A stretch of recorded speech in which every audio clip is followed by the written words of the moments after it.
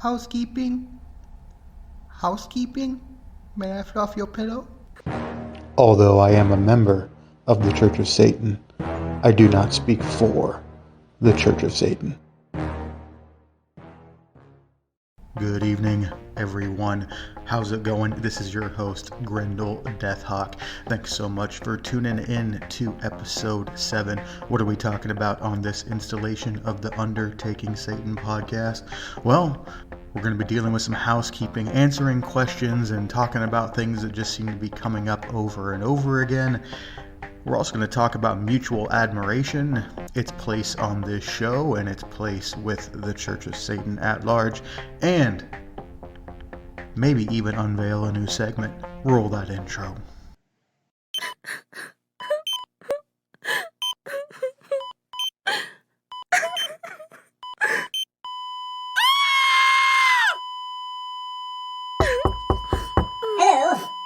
Hello, are you in there? This is Grendal, your friendly neighborhood satanic funeral director. I was driving around the block when I heard the flatline. Makes me think you might be in need of my services. Ma'am, I really wish there was more that I could do, but alas, I've never really been much good at necromancy. I know you're going to be facing the hardest and most trying times of your life coming up. While you're thinking about that, please think about one thing for me. Was your husband a mahogany man? And we are back, ladies and gentlemen. Thank you so much for tuning in. Been having a blast putting these things together, and I've been getting to do a lot of new and interesting things. This is a very young podcast, folks. I was just taking a look. The first thing that I ever really published on this podcast was a teaser episode, kind of Valentine's Day themed, and that was 3 months ago. And then the first episode 1 of the Undertaking Satan podcast, debuted on March 4th. That's not that long ago. Part of that is talking about folks that I've been interacting with. I want to mention that I was able to partake in an interview for The Demented One with Blake over on his channel, The Demented One, which can be found on YouTube and elsewhere. It was a great experience. Blake was a really cool guy. We got to talk about a lot of things. That debuted over on his channel back on April 22nd. That really got my mind going on, hey, this interview thing's kind of cool. I was traipsing around the social medias and happened upon a lady by the name of Ember Lane, who's a taxidermist. And I thought, hey, man, that's some interesting stuff right there. I've never heard from a taxidermist. A lot of crossover with embalming, I'm sure. Fits right into the show. She's also a Satanist, so I extended the invitation. She accepted, and I think that we had a really, really fun time. I think you guys have too. I think that's the second highest viewed show that I have on the channel right now, other than the debut. I've also kept in touch with both Ember and Blake, and we're going to get into that stuff a little bit later because I'm going to talk about some changes that have been happening over at undertakingsatan.com. I also want to thank everybody for all the questions I've been getting in. I don't want to answer the same question over and over and over again. I believe I've done pretty good. And everybody who's emailed me, I think I've gotten you a personalized response back. I kind of want to measure twice and cut once, if that makes any sense. So one of those things that I'd like to talk about real quick, just to let you know that it is coming up. There's been a lot of folks reaching out to me mortuary-wise. I'm going to do an additional episode in the future all about mortuary school. It'll be a half an hour plus of talking about everything I wish I knew when I was going in, the classes. I have talked about that a little bit in interview over on the Demented One, which I talked about, and I believe a little bit also with Ember, turning to a not so fun topic. I've also had some issues with the Satanic Temple. Not anything direct, like they haven't reached out to me or anything of that nature, but it's just folks who are uninformed about the Satanic Temple and think that I'm a member, or they just want information on that, even though they know I'm not a member. I just want to be very, very clear. I am not affiliated with the Satanic Temple. I am a member of the Church of Satan, which is the first and only true form of Satanism. I am not a fan of the Satanic Temple in any way. They are going to get their own episode as well. It's going to be pretty much a half an hour or over. I'm not going to go into that here. I really hate talking about them just because I feel like it's a trash topic that really doesn't need to have a lot of attention. Part of my experience with the Undertaking Satan podcast is dabbling in building a website. It's nothing special, folks. It's literally a little landing page. I am by no means a digital creator, but I do like to play around and have fun. So if you haven't been there already, go ahead and check out Undertaking Satan podcast. If you Google that, it'll come up as the USP landing page. There's been some changes over there that I do want to talk about. I now have a link there to watch the latest episode over on YouTube. Got links to all my social media. And the thing that I'm most excited about is I'm starting to link other Satanists, other satanic podcasters, and their work. Everyone that's on the site, I do have express permission from them for them to be there. Right now, we have Blake from The Demented One. I've got a nice thumbnail up there to link to all of his stuff, and I just got permission from Magister Bill M to link Satansplain as well. Very excited about it. Those are two of my favorite podcasts. And I want to say thanks to everyone who's communicated with me, allowing me to link to their stuff. I appreciate it very much. Now, this leads me into the bulk of what I want to talk about today, and that is the idea of mutual admiration. It's been said that the Church of Satan is a mutual admiration society. Basically, it means that we're not going to spend all day sucking up to each other because we all have our individual lives and individual things that we need to do, but we tend to pool together and like each other's stuff just because we're similar, right? We're Satanists. It makes sense that we would like similar stuff. Does that mean that everyone's going to like absolutely everything that every Satanist does? Of course not. But I find great value in searching content and products and things of that nature created by other Satanists because I'd say there's probably an 80% chance that I'm going to dig it. So that's why I'm always on the Church of Satan's official website, checking out the news feed. That's why I'm always catching up on satanic podcasts, just because as a Satanist, I'm probably going to like it. Now, have there been duds? Have there been things that I just did not agree with? Have there been things that I just thought were trash? Sure. Just because you don't agree on absolutely every little detail doesn't mean you need to throw the baby out with the bathwater. This brings me to my next point. Folks who detract from the Church of Satan, folks who want to start up their own new little regime, or folks who, for whatever reason, like us, often accuse us of being Anton LaVey lackeys or blind followers of the church and Peter H. Gilmore. To that, I want to say, boo-hoo. Yeah, we like each other's stuff. Why would you be somewhere if you didn't like someone's stuff? From what these folks tell me, you're just not supposed to enjoy anything ever. And if you do join groups, you're not supposed to enjoy them? Confused. It's often been said that the Church of Satan is a group for non-joiners. Folks in the Church of Satan don't often gravitate toward group activity by and large. Yes, the Church of Satan is an establishment. Yes, I'm a member of the Church of Satan. Yes, I enjoy quite a bit of what the other folks at the Church of Satan do. Does that make me a blind follower? Hell no. That's exactly what the church is against. It's probably the only organization I ever will join just because it's the only one who admits this. Well, that turned into a bit of a rant, but let me perk it up a little bit by saying that if you're a satanic content creator or creator of any kind, I'd like to see your stuff. Email it in. Email me a link. That is at undertakingsatan@gmail.com. That's also how you get into Grendal's mailbag. Go ahead and shoot a question over there and I will answer it. I will get back to you individually. Give me some time. I'm a busy guy. Okay? Last housekeeping thing that I wanted to talk about. This isn't so much of a satanic thing as it is just how the world's become sort of thing. So I probably get 10, no less than 10 offers a day from random people wanting to build up my website for me or make my experience better or blow up my podcast or do whatever. And I get that that's what the culture of today wants. They want instant gratification. They want things to happen very quickly. They don't want to get dirty and do things themselves. I said it in the beginning and I'll say it again here. I'm doing this podcast because I like doing it. I like the experience of doing it. Do I have to sacrifice a little bit for it? Yes, but it's something that I like doing. So I don't mind sacrificing my time for it because it's an indulgence.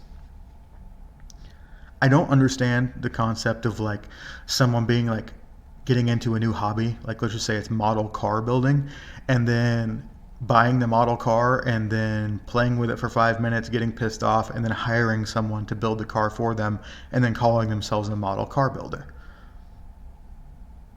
Not how things work. And I do want to talk about, generational issues just a little bit. I'm from a time period, I remember when there was no internet. I remember when you had to wait an entire year to watch your favorite TV show after there was a cliffhanger at the end of the season and you just had to wait and sitting through the commercials. I know this makes me sound old, but why I'm saying this is a lot of you folks out there don't understand that there was an entire time where instant gratification just did not exist. That getting a click on your phone and seeing a naked person, it didn't exist. I understand that generationally, you just don't understand dinosaurs like me, and I don't think that this little rant is going to get you to understand. Just back off, okay? I don't care about your cute little hair. I don't care about your cute little video. No, I don't want a TikTok. No, I don't want any of the stuff that you bombard me with. I appreciate your hustle, but no, just go away. If Undertaking Satan were to explode and get millions and millions of views, which it won't, because to tell you the truth, I really don't want it to. Anytime something gets millions and millions of views, anytime something blows up, it starts to suck. Okay? I want this to be a pet project. I don't care if I only get one new subscriber a month. Fine. I'm good with that. I want to do what I want to do when I want to do it. And also, on that same wavelength, no, I'm not going to put out more content. I'll put out content when I feel like it. Bi-weekly is real good for me. Like I said, I'm not just a guy who's sitting around and fucking around on his phone and his computer all day. I have stuff to do. That being said, thank you to everyone who's like me, I guess, and enjoys listening to products like this, which are very clearly made in a basement. If I wanted to sell my shit to Universal Pictures, then I would. They haven't been calling. Okay, I'm just a dumb example, but I digress. Guys, I think that does it for the housekeeping portion. Let's take a little break, and then we will come back with getting under Grendal shorts. All right, guys, this is getting under Grendal shorts. That's referring to, of course, the short videos that I do over on YouTube. I know they're called other things on other platforms, but I like shorts the best because, well, it works into my introduction. I think we're going to start off with the first one I ever did. Let's roll it right now. Oh no, where is it? Oh no, Lester, where is the ring for Mrs. Johnson? I swear, we put it right here with everything else. You took it off, right? There's no way you buried her with that $20,000 ring. Did you bury her with that ring? Yeah, I did, I think. Let me think. Yeah. For the love of all that is good and evil, I swear, for as smart as you are, you're retarded. This segment came about because I do get questions on what a short means or what the inspiration was behind it. I understand that some of them are very kind of inside jokish when it comes to the mortuary field and or Satanism. So that kind of inspired me to kind of go into the topic a little bit more. With this one specifically, there's a story. Lester in this short buries a ring that wasn't supposed to be buried. And let me talk about all the facets of that. That's a very big worry for us in the funeral industry. when someone is buried or cremated for that matter, we want them to have exactly what they're supposed to have on them, because if the thing is buried, well, then you have to get a disinterment permit, which requires, in my state of residence, the signature of a judge and has to be witnessed by a funeral director. So you're going to piss everyone off and eat up everyone's time if you have to dig up a grave just to get something back that you buried. For this reason, I think I ask families what goes in the casket and what comes out at least 3 times during the process. I'll ask them at arrangements, I'll ask them at first viewing, and I will ask them before the casket's closed for the final time. My opinion on the matter is that nothing should go into the casket that doesn't need to stay in there, or if we're somehow forgotten, isn't a big deal, right? The biggest thing there is jewelry. Some people have their wedding rings that cost, buku amounts of bucks. They want the person to have it on, but then they don't want them to be buried with it because they want to pass it down through the family, whatever and whatnot. A cheap solution to this is to just buy a cheap ring, a fashion ring, leave that on grandma or grandpa when they get buried. That way they have a ring with them, but the heirloom can still be passed down. Every once in a while, a funeral director forgets to ask, or does ask and just forgets to take it off, and then there's an issue. Have I ever done this personally? Thankfully, no. It does, however, remind me of a story. So, I wasn't a funeral director very long, and I was doing a service where I was also running the music. I was also the sound technician. And this specific funeral home that I was in had a music room that was adjacent to the chapel, but you couldn't see. There was no camera that was showing the chapel. There was no window. You were just doing everything by hearing, right? By audio.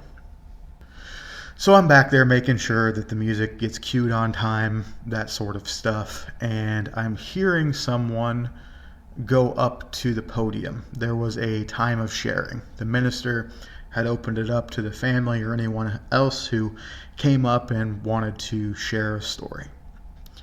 And this person comes up, it was a young man, and he starts talking about how the deceased was very inspirational to him all throughout his life, and that he had went on to win a very important football game. He was part of a team who won the biggest football game in America. I'm not going to say the name of it because I don't know if you're really allowed to for copyright reasons.